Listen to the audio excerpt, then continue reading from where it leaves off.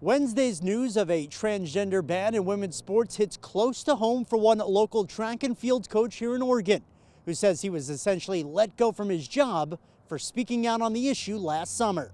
17, 18, 18-2, good job. The politically correct thing to do is to protect all the athletes, not just a small sliver that feel like that they should have a right to compete against girls. Former Lake Oswego track and field coach John Parks says by taking a stand for his female athletes by writing a letter to the OSAA before last year's state track meet, he's been unfairly singled out. In doing so, I've paid a price because I applied for some jobs and didn't even get an interview.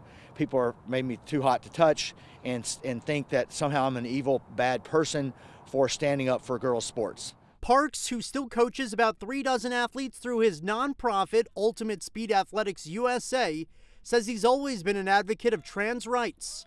But when it comes to competition, he believes the executive order highlights important disparities. That's all I was calling for, and that I want transgender athletes and individuals to have the opportunity to compete, be part of the high school athletics. I think it's valuable for them, but it's also not fair to the natural-born females that they have to compete in that situation because there's just an inherent advantage that has been defined. However, many against the executive order say the sweeping change would be devastating for trans girls looking for a place to belong, especially in sports. We spoke with Blair Stenvik with Basic Rights Oregon, who shared her concerns about the order. Imagine her suddenly being removed, not able to play that sport with her friends, and her options are to not play or to play in a boys' team when she lives and is seen as a girl by her classmates. That is a really unfortunate and isolating experience. The veteran coach, whose legal case with the district is still ongoing, says he hopes in some ways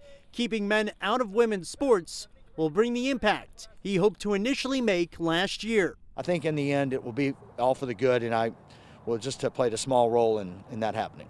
Meanwhile, the OSAA says it will need some time before coming to any conclusions about how the order will affect Oregon athletes. In West Lynn, Dylan Scott, Fox 12 Oregon.